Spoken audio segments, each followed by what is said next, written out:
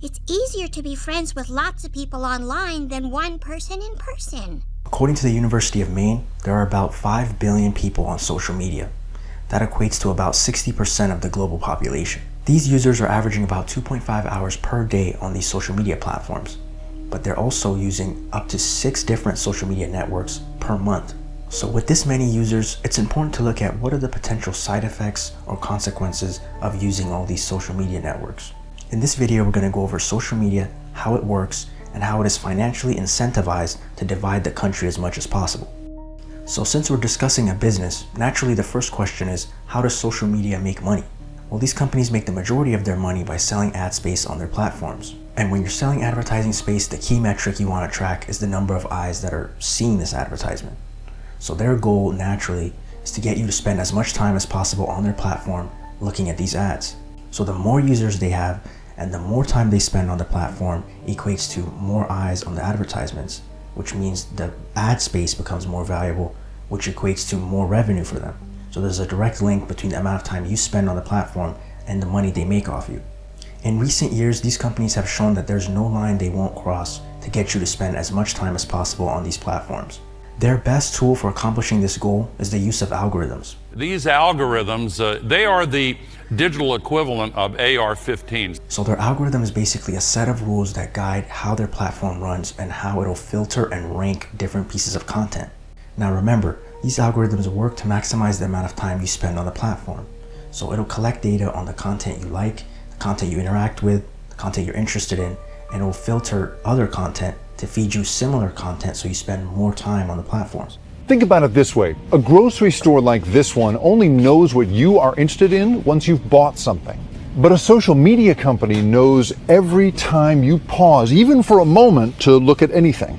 And it constantly reorganizes the store to be more attractive to you. Naturally, this means content with more interactions will be filtered and pushed to more users than content with less interactions. Which, if you think about it, makes sense, since the most compelling, the most interesting information or the most interesting content should be getting pushed to more users. However, there are significant consequences to the use of these algorithms on individuals and society as a whole.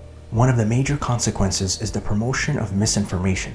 As we head into another politically charged year, the conversation surrounding misinformation online is growing. Since content with more interactions is pushed to the feed of users, it isn't filtering for content that's necessarily true or useful information. Misinformation, which can be eye-catching and emotion-evoking, will be pushed to the feed of other users. Usually a lie is more interesting and compelling than the truth. The truth is often very boring, so a lie can spread much faster than the truth, and since it gets more interactions, it'll be pushed to more users, especially if the lie is something that's emotion-evoking. For example, the claim that was made in the 2024 election season that Haitian immigrants were eating people's pets was such an outrageous story, such an eye-grabbing story, that it had a lot of interactions and that story went viral and was pushed to the feed of billions of users. President Trump's amplification during the debate of a baseless online claim that Haitian immigrants in Springfield, Ohio are eating local pets has now led to a flood of threats in the city. Now, this story ended up being false when the person who originally posted it came out and said that it was never true. But this just shows you the power of this algorithm and how blind it is to what's true and what's false. The algorithm will naturally push the content with the most interactions to other users, whether that's fact or fiction. In recent years, social media companies have started to get rid of their content moderation teams, so they're not even filtering for misinformation anymore. So this problem has gotten significantly worse recently. Another major consequence is the existence of echo chambers. Since a user's feed is based on the content that they interacted with previously, and that data is stored in order to build their feed, a person can end up in an echo chamber. Since they liked a certain post or interacted with a certain piece of content, additional content with that policy stance or that ideology can be pushed into their feed. Now their entire feed could be filled with the same type of content, with the same opinion on the same side of the political spectrum. This creates echo chambers since it filters out any information that the person hasn't interacted with before or content that they've shown they're not interested in. So you can end up in an echo chamber where there are no counter arguments entering into your space. This undeniably worsens divisions in the country since people are unable to access counter arguments to the beliefs that they hold. And it's especially dangerous because when people don't hear a counter argument, they start to wonder, Why does this person believe in something so different from what I believe in? And when they can't think of a logical reason, they start thinking, oh, this person must be brainwashed, or this person must be evil, and they start to really hate the other side of the spectrum. Ignorance in why a person believes what they believe in can lead you to become hateful or resentful towards that person. An echo chamber can also delude people into thinking their views are the views of the majority and that they're in agreement with everybody else. This is especially dangerous because it validates more of the fringe ideas and the more dangerous ideas out there by pushing content to their feed that makes it seem like everyone has this strange opinion, this fringe, dangerous idea, which validates it and makes it something that seems reasonable. This situation is a breeding ground for extremist ideas, since they're being validated and being introduced to peers who might have the same ideas. Another major consequence is the opportunity for attack from foreign adversaries. In the past decade, nations like Russia and Iran have specifically targeted social media platforms with bot accounts pretending to be American and just stoke the flames and add fuel to the fire in the division we have currently in the country. So these bot accounts are interacting with Americans and joining conversations and just making the situation worse to intentionally divide people.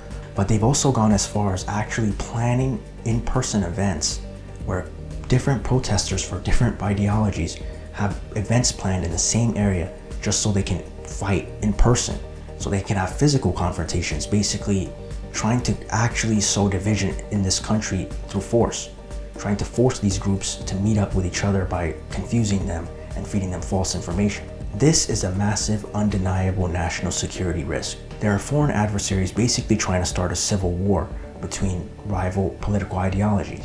By using the social media system we created that promotes any content that gets a lot of interactions, they can make misinformation posts themselves and push it to the eyes of millions of Americans. There's no filter for this. There's no protection for any of this. It seems like this is a massive issue that we're leaving completely unaddressed. For example, if Russia was able to make a fake video where they're burning pride flags and posting it online, it would be boosted instantly and go viral because it is an emotion-evoking post, and people will interact with it, which will automatically feed into the algorithm and it'll push it to the feed of millions of users. There's no way of filtering if this is a video made in Russia and this is actually not an American who's hating on the LGBT community. There's no way of knowing if that's the case. So naturally it'll get boosted and it'll create more division, and there's nothing we can do about it. To sum it up, social media's business model is basically incentivizing them to divide the country as much as possible.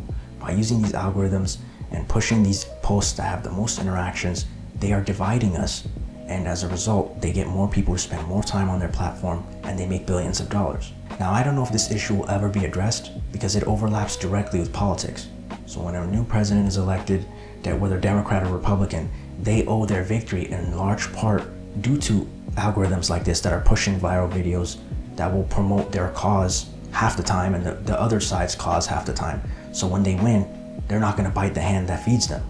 So I really don't think this issue will be addressed anytime soon. So I think at the end of the day, it is up to ordinary Americans to really pay attention to what they're seeing on these social media platforms and intentionally expose themselves to counter arguments and the views of the other side.